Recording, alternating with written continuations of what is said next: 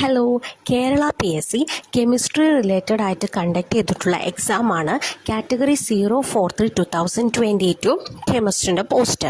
അപ്പോൾ ഈ കെമിസ്ട്രിൻ്റെ പോസ്റ്റിൽ ചോദിച്ചിട്ടുള്ള ഒരു ക്വസ്റ്റ്യൻ നമുക്കിന്ന് ഡിസ്കസ് ചെയ്യാം. ക്വസ്റ്റ്യൻ ഇതാണ്: which of the following quantum number has not been derived from Schrodinger wave equation?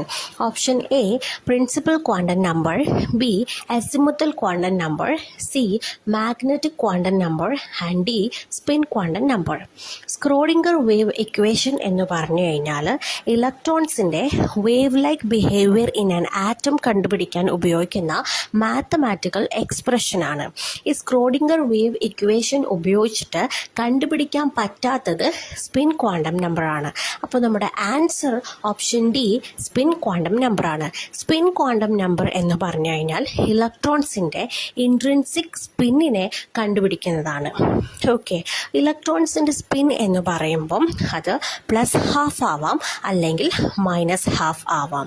Okay, ഇനി സ്ക്രോഡിംഗർ വേവ് ഇക്വേഷൻ സോൾവ് ചെയ്തുകൊണ്ട് നമുക്ക് principal quantum number N, azimuthal quantum number L, magnetic quantum number ML എന്നിവ കണ്ടെത്താം.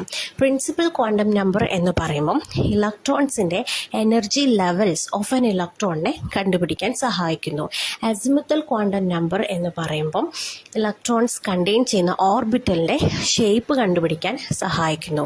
Magnetic quantum number ML എന്ന് പറയുന്നത് ഇലക്ട്രോൺസിൻ്റെ orientation കണ്ടുപിടിക്കാനായിട്ട് ഉപയോഗിക്കുന്നു. Thank you.